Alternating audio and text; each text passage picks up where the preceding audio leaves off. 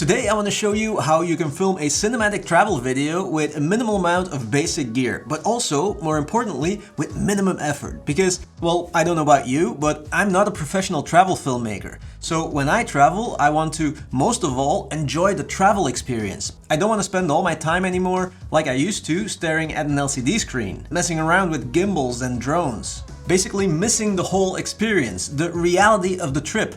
You know what I mean? So let me show you how I shot my last travel video on easy mode. Minimum effort, maximum results. Here we go.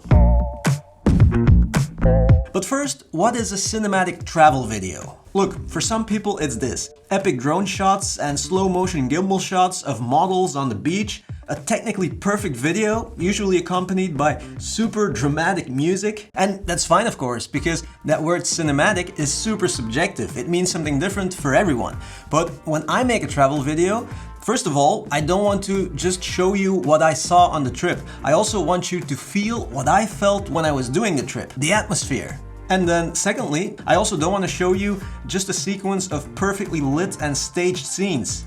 I don't want to create a new fake experience, a fake reality just for the video. I want to capture real memories, but in a way that's more cinematic than the average home video. So that for me is a cinematic travel video. And you know, that's also why for my last video, I decided to, on purpose, make all the shots not look bad, but a bit rough. Everything was shot super run and gun, my lens filters were super dirty, just to show you that your footage doesn't have to be perfect if you want to create a fun cinematic sequence. Okay, and now let's talk a bit about the gear that you need. First, the camera. And I'll start with the camera that I took on my trip. Just one camera, my Sony a7S III, and that's it. But here's the thing, guys. It definitely doesn't have to be a $3,000 camera. It doesn't even have to be a $2,000 or $1,000 camera. If you don't have a camera, just use a smartphone. Absolutely no problem. And you know, to be honest, my a7S III is quite big for a hiking trip. Now, I don't mind, but I know that a lot of people prefer a smaller camera for a hiking trip or for traveling. But either way, the camera that you have will do just fine. And honestly, if you can't create something super cool with the camera that you have right now, maybe it's time to practice your filmmaking skills more and not worry so much about the camera that you have. And what about the lens? Well, if you're using your smartphone, easy, you don't have to worry about lenses. If you're using a camera, well, for a travel video or a hiking video, I'd recommend you to go wide. I only took one lens, my Tamron 17 to 28mm. For me, that focal range on a full-frame camera is perfect and super versatile. I didn't need anything else. I didn't miss anything. It's also wide enough for if you want to vlog, for example. But of course, you can also take a standard 24 to 70mm if you want a longer focal length. Just take the one that for you is the most versatile lens. But keep in mind that on an Aps-C camera, the field of view changes. So that 24 to 70mm, for example, on an Aps-C camera, so with a smaller sensor, it will be more like a 36 to 112mm. And 36mm on the widest end, for vlogging, that's a bit too tight in my opinion, because then you're gonna have to do like this the whole time, you know what I mean? So if you have an Aps-C camera, go even wider. 14, 13, 12mm if you want to vlog. And then the rest of the gear that I took, a comfortable backpack, of course. This is my Brevité jumper backpack. Brevité, yeah. And I really like it because it's super comfortable, not too big, but still big enough to also hold a bottle of water, a sweater, you know, some hiking stuff, not just camera stuff. And then, of course, also super important, this here, a travel tripod. You obviously need one if you want to film yourself or yourself and the group that you're with. But guys, look, a super basic travel tripod will do just fine. This is literally one from, look, Amazon Basics. It costed me 12 bucks, I think, and it did the job just fine. And then I also took a mist filter, an ND filter, 2 batteries and 2 SD cards. That's it. So my backpack was only half full with actual camera stuff. The rest was hiking stuff, a bottle of water, my sweater, snacks. And also, by the way, this backpack, it's super handy. It opens here on the side. So let me show you. If you have it on your back, and you want to take out your camera, you don't have to take your backpack all the way off. You can just do one strap, open it, take out your camera, film whatever you want to film, put it back, close it of course first, and then put it back on and boom, back to the hike. It's handy. Okay, and then the camera settings. Always a bit of a, well, I wouldn't say controversial topic, but you know, everyone has their own habits, their own opinions about it. So I'll just share with you my camera settings, the ones I used on my trip. And I didn't touch the camera settings during the trip. So 4K, 24 frames per second, a shutter speed of 148, white balance 5600. I adjust the white balance in post if I need to, but I don't want to think about it during the trip.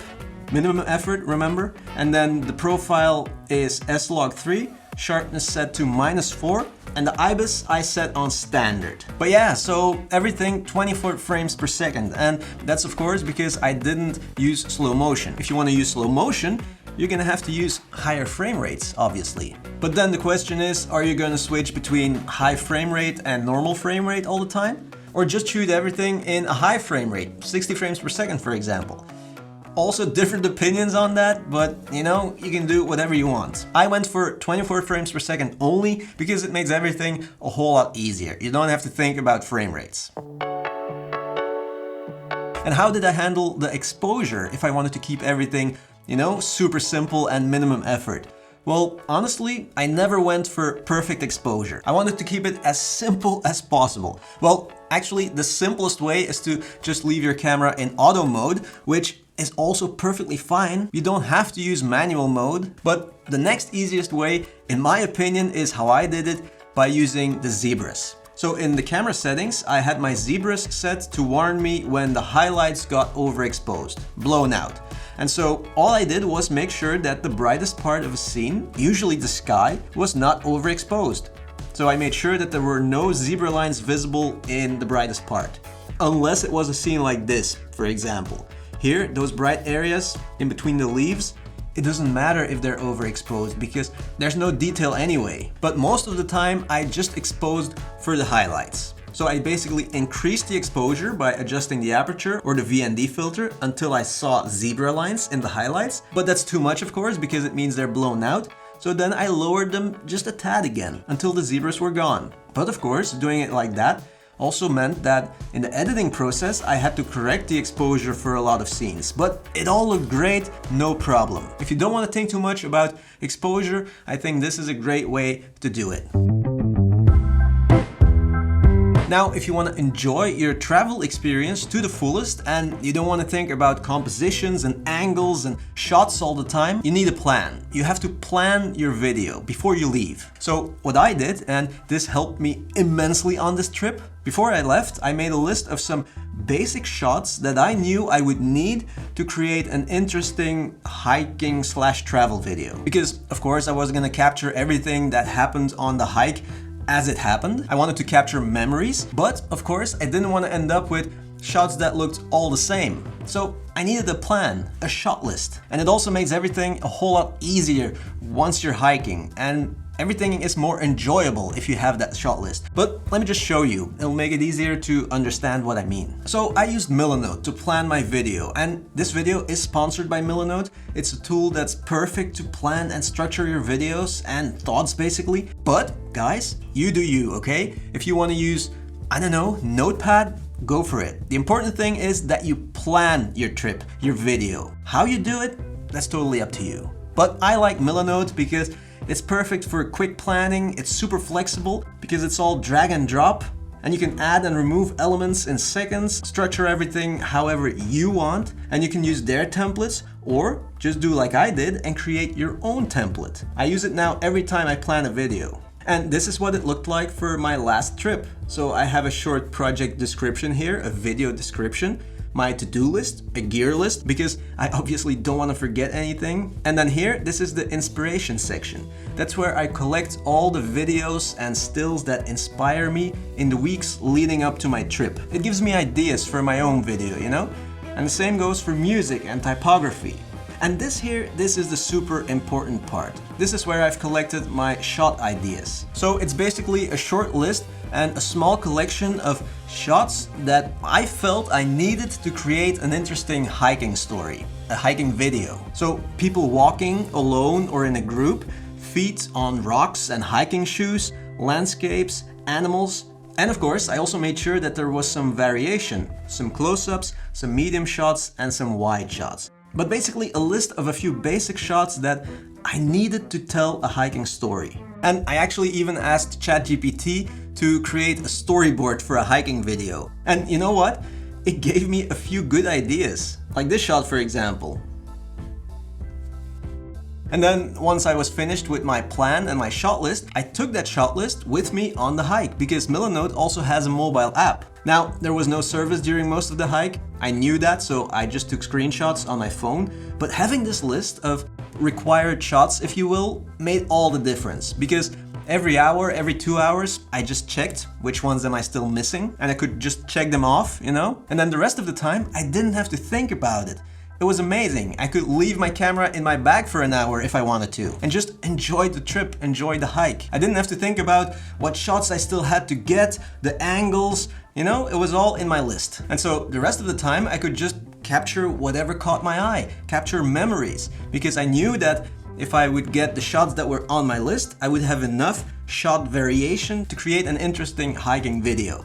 Does that make sense? It's a bit of a complicated explanation, but I hope you understand what I'm trying to say here. It's all about not clogging your brain with work, basically. So yeah, that's how I planned my video, my hiking video with Milanote. If you want to try it out, you can sign up for free. The link is in the description. So, I mean, why not? And you'll see, it'll help you to enjoy your travels more. Okay, and then what do you do when you're actually doing your trip or your hike? How do you film everything? Well, you just keep it super simple. You make sure that you get your basic shots, you know, the ones that are on your list, so that your brain is in peace. And then the rest of the time, you just capture interesting moments, memories. That's it. And you don't have to think too much about the technical side of things. But here's a few tips to make it easier. When it comes to camera movement, don't worry too much about it. I know I didn't, because you'll be shooting a lot handheld, and that means that there will be a bit of camera movement anyway, and you can add a little bit more by just moving slightly to the left or slightly to the right, or just do a slow push-in. You definitely don't need lots of camera movement to make an interesting video. A slow pan every once in a while, a slow push-in, or when there's already movement in the shot, just follow that movement. That also always works. And what about lighting? Well, it's true that, you know, certain parts of the day will give you more cinematic looking footage, more beautiful looking footage. Golden hour, for example. I mean, it just looks amazing no matter what you film. But that doesn't mean that I didn't film anything at noon. No, of course not, because when you're traveling, when you're hiking, stuff happens all the time, no matter what time of the day it is or what the light looks like. You have to capture moments, right? You have to make memories. That's what it's all about. And well, a moment that tells a story captured in a bit more boring or bad lighting is always better than a perfectly lit rock, right? Or something like that. I don't know. But you want to capture memories first. And if the light is good, great. If it isn't, also fine. Okay, and this is a very practical tip for when you're shooting with a tripod. So whenever you're filming yourself walking away from the camera, like this shot for example, well, always make sure that you also get a good shot of you walking back towards the camera. That way you have two shots that you can use in your edit. And also when using a tripod, because using a tripod usually results in a very static shot, right? So it always looks a bit more interesting if you put something in the foreground. Some leaves, a rock, some grass. And then if it's possible, try to touch that object, those leaves, a branch or grass when you pass it. And it'll make a static tripod shot look more dynamic. So if there's something that you can put in the foreground, go for it. And I guess that's it for today, guys. I feel like I've been talking for, I don't know, 3 hours already. It's probably going to be a long video. But yeah, the thing is, I'm 100% sure that each and every one of you is capable of creating a cinematic travel video, because all you need is a camera or a smartphone and an eye for capturing interesting moments and memories. That's it. And then the rest of the magic, of course, happens in the edit. But that's for another video. Thank you so much for watching and see you in the next one. Salut.